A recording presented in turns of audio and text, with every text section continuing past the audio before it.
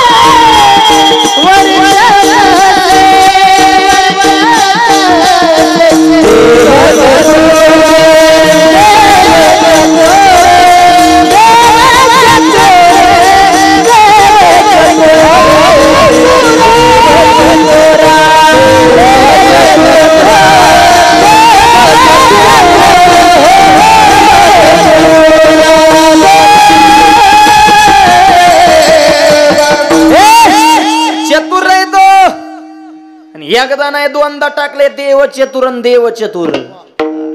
तो खालच्यांसाठी बी चतुर आहे, वरच्यांसाठी बी चतुर आहे. हे लोकात बी चतुर आणि पर लोकात बी चतुर आहे. आणि नुसता चतुर नाही, शिरोमणी चतुरा तो शिरोमणी गुण लावण्याची खान. लोकांना वाटतं मी लय चतुर आहे, तू मूर्ख आहे. देव चतुर आहे. मी केलेल्या लबाड्या देवाला अरे देव बघतोय रे. हे जसं इथं कॅमेरा लावलाय का आमची आहो सुरेश महाराजांनी, असा देवाने वरून कॅमेरा टाकलाय. असा कोण काय करतय बा, तुम्ही किती फसवा देवाला फसवू शकत नाही. तो बघतोय किती लाबाड्या करतोय तू. किती जणांच्या राज्याला मोटर एरी ढकलल्या, पायपा फोडल्या, किबली चोरल्या, टाटर चोरला. अरे काय चोरायच्या गोष्टी आहेत का काय? 500 1000ची चोरी. अरे जरा मोठा तरी ढाका टाका निदान. मी लय चतुर. ह्या चतुर आहे तू मूर्ख आहे. देवच चतुर आहे.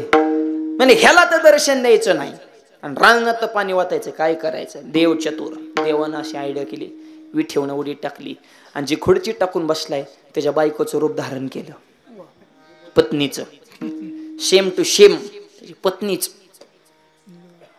डोक्यावरनं पदर, कुंकू, त्याच्या असं कळशी, त्याच्यात आंब्याचे पानं, वर नारळ, रांगणात पाणी होत आहे.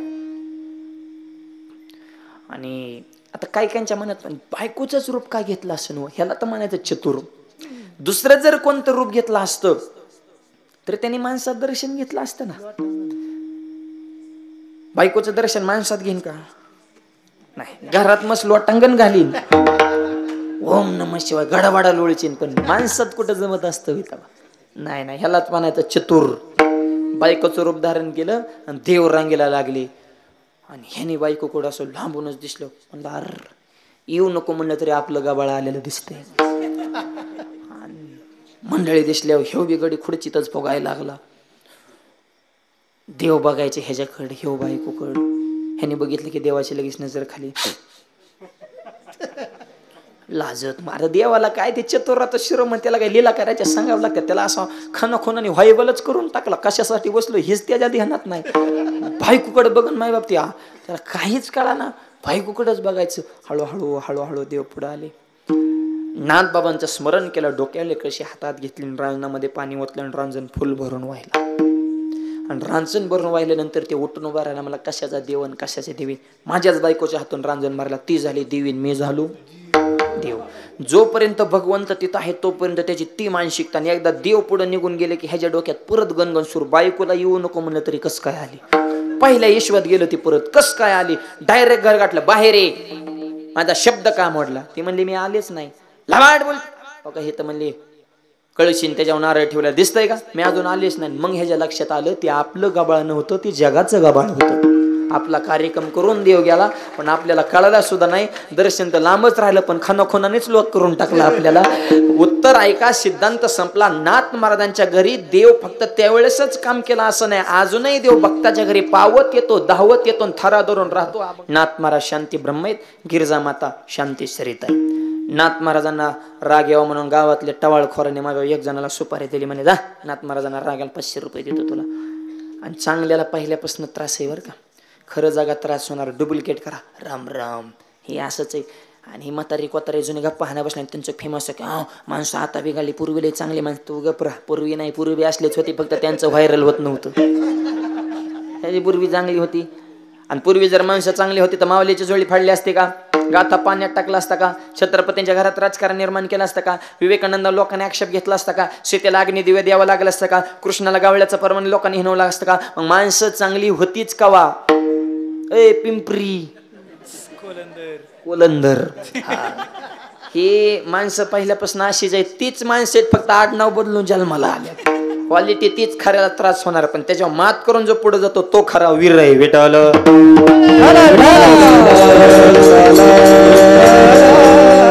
आम्हाला तरी काय नीट बोलत आहेत का काय? तवा त्यांना वाटतं हे कीर्तनकार म्हणजे आपण काही इतरांनी ह्यांनी उत्तर द्यायचं. आम्ही मूर्ख आहेत का काय? बो तो 2-4 पुस्तक आमचा मालक होतो का?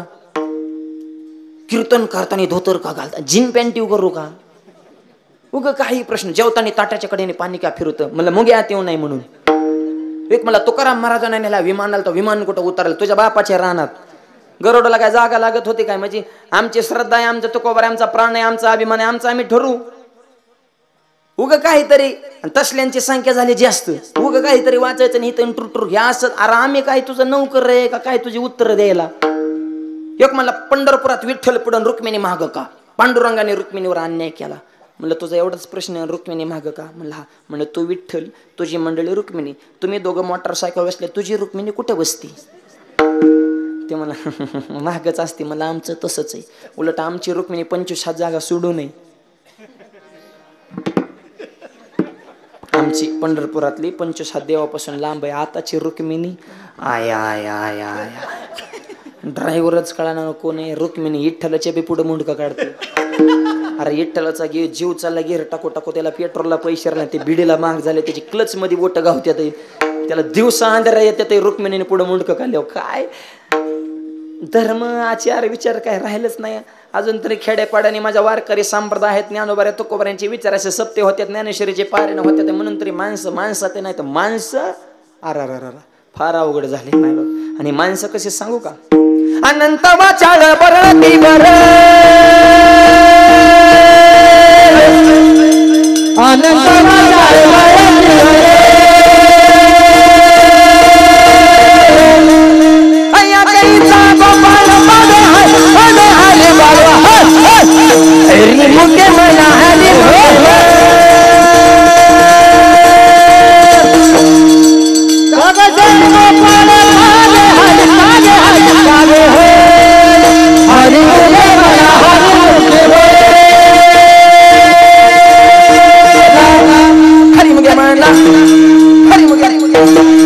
वाचाळ बरळ ती बरळ, तया कैचा गोपाळ पावे हरे. लोक आनंद तोंडाने बोलणार आहेत. माऊली म्हणले बोलणाऱ्याला बोलू द्या, तिकडे लक्ष देऊ नका. नाथ महाराजांना राग येण्यासाठी पैठणमध्ये मीटिंग झाली. शिंडेवाल्यांची जानवं फिन सगळी बसली, गपक्याच्या गपक्या माणसं सगळी. म्हणजे राग लईच कीर्ती वाढत चालले रे म्हणले. आपला उलठा वेत पाटे आपल्याला जे हरी कोणी घाली ना, आणि ही मागून आलं आणि पुढे चालले.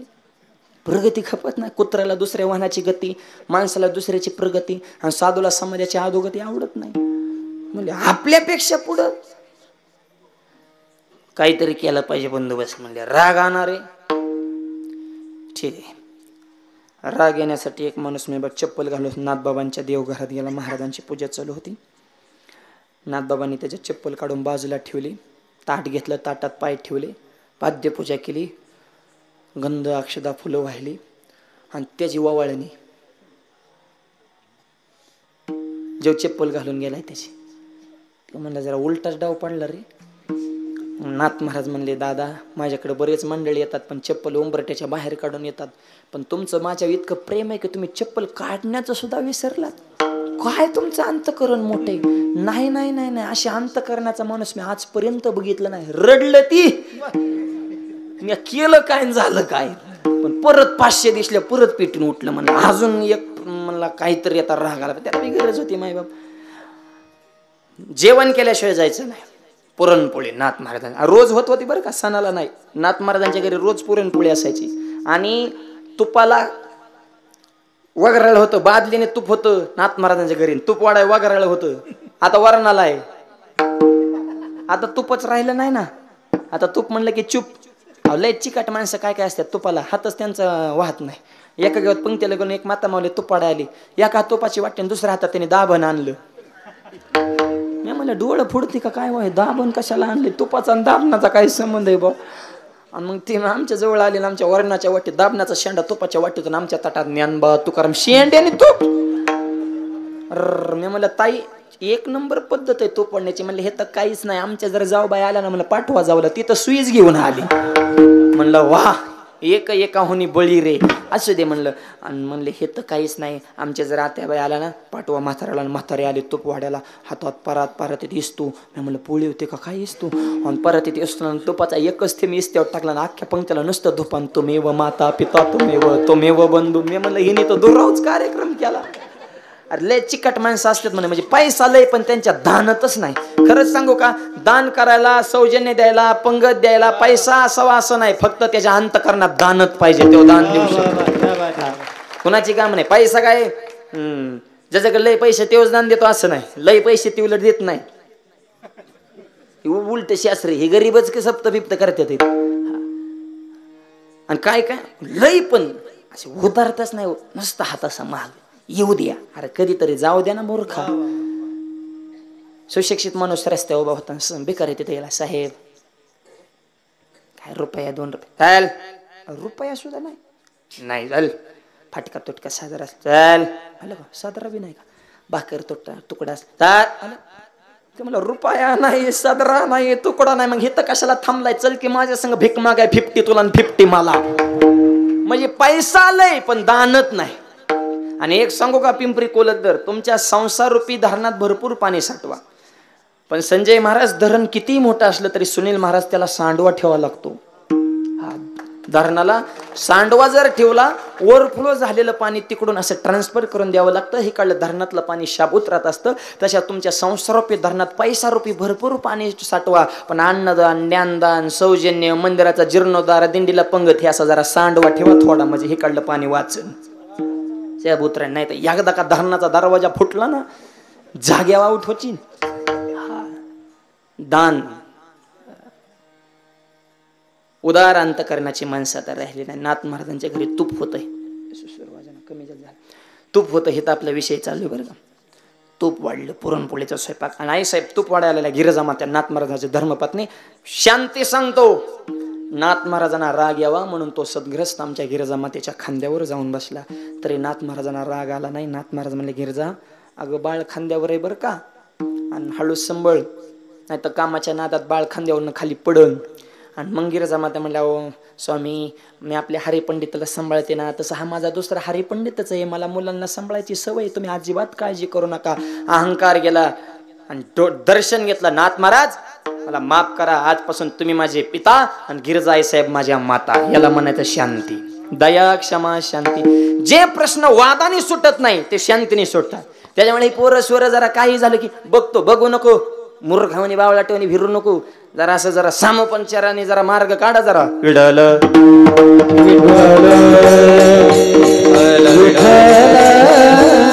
इतकी शांती नाथ महाराजांकडे. आता शांतीच राहिली ना, आता नाव काय कायचं शांती, पण वागणं तसं नाही.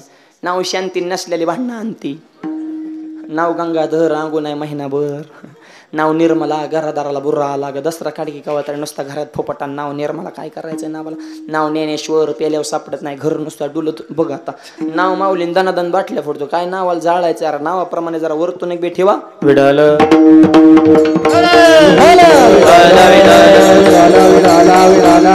आला ऐका, नाथ महाराजांची शांती असल्यामुळे त्यांच्या घरी देव आला. कसा आला?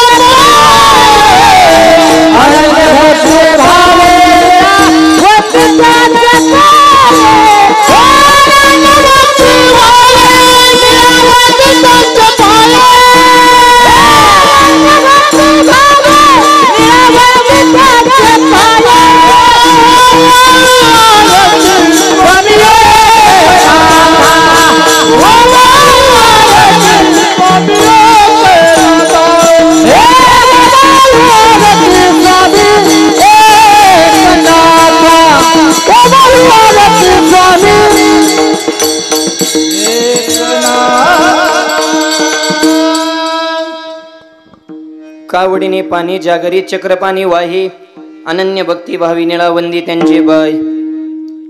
नाथ महाराजांच्या घरी देव कावडीने पाणी भरतोय आणि 36 वर्ष नाही, अजूनही देव पाणी भरतो बर का. हे सगळीच मान्यता देणार नाहीत, पण सिद्धांत सांगतो. नाथ षष्टीच्या 2 दिवस अगोदर पैठणला जा. नाथांच्या जुन्या वाड्यात एक रांजण नाही, त्या रांजणात पैठणगाव कळशीने पाणी वततं, पण रांजण भरत नाही. ज्यावेळेस भगवंत कोणाचं तरी रूप घेतात आणि त्या रांजणात कळशी वातात, तेव्हाच तो रांजण भरतो, म्हणजे देव अजूनही काम करतो.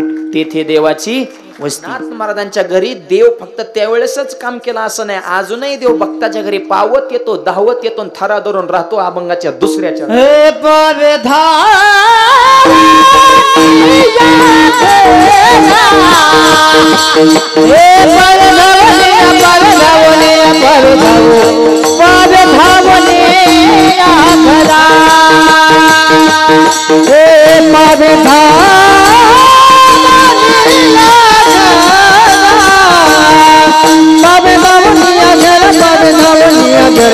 Baba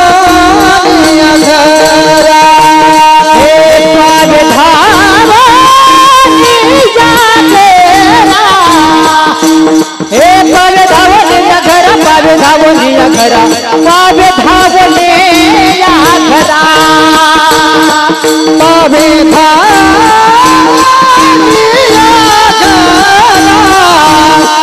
पावे धावलिया घर पावे धावलिया घर पावे धावलिया घरा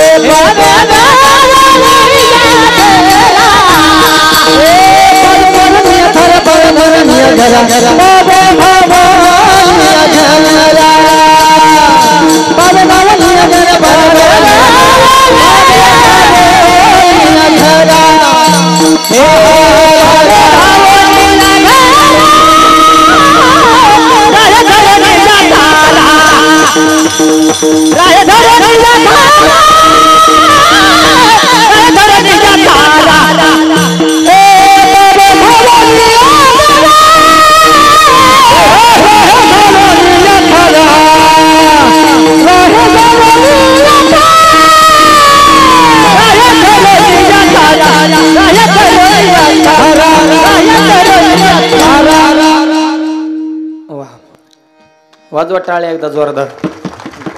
पावे धावून घरा राही धरुनिया थरा. पावे पावे म्हणजे येतो, धावून धावत येतो. कुठं येतो? पावे धावून घरा आपल्या घरी. आणि आल्यावर परत जात नाही. राही धरुनिया थरा. भगवंत भक्ताच्या घरी थरा धरून राहतात. आणि दया क्षमा शांती असेल तर तुम्हाला देवाकडे जाण्याची गरज नाही, देवच तुमच्याकडे. मला सांगा, शबरी देवाकडे गेली का देव शबरीकडे आले? अहो देवच शबरीकडे आले. पावे धावून घरा इकडे आले. सावता बाबांकडे देवाला पावे धावून घरा. तुकोबारांची धर्मपत्नी जिजाबाईच्या पायात काटा मोडला तर देवाने डायरेक्ट भंडारा डोंगर गाठला. माझा पण देव कसे आले?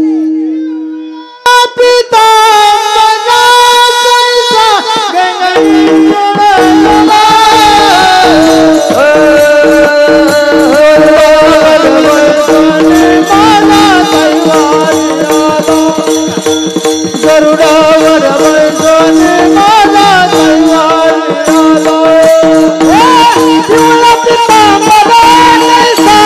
गगन झलकला. गरुडावर बसून माझा कैवारी आला. गरुडावर बसून माझा कैवारी आला. येई ओतारी माऊली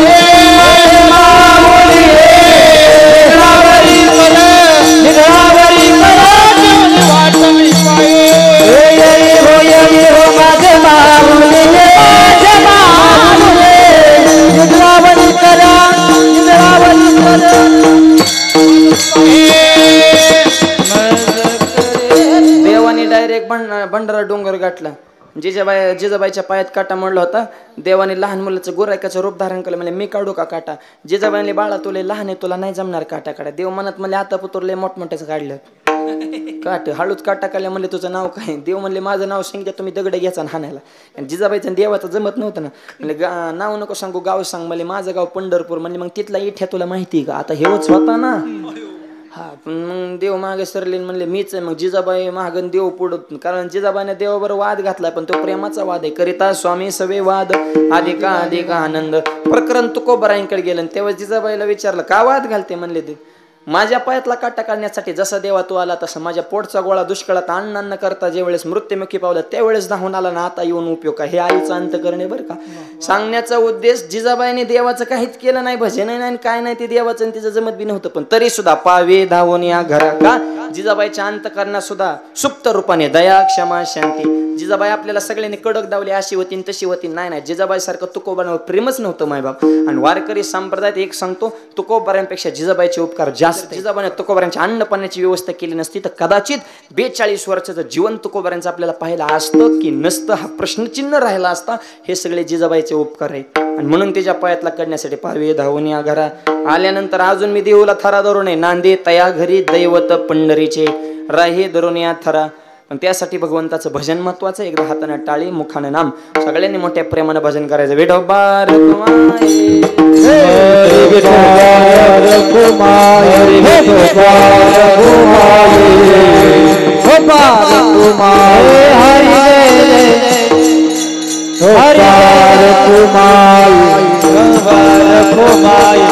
हरि जय जय जय हरि जय जय जय जय विठोबा रखुमाई विठोबा रखुमाई विठोबा रखुमाई हरि जय जय हरि जय जय जय जय विठोबा रखुमाई विठोबा रखुमाई विठोबा रखुमाई हरि जय जय हरि जय जय जय जय विठोबा रखुमाई विठोबा रखुमाई विठोबा रखुमाई हरि जय जय हरि जय जय जय जय विठोबा रखुमाई विठोबा रखुमाई जय जय विठोबा रखुमाई हरि जय जय हरि जय जय विठोबा रखुमाई जय विठोबा रखुमाई जय जय विठोबा रखुमाई विठोबा रखुमाई विठोबा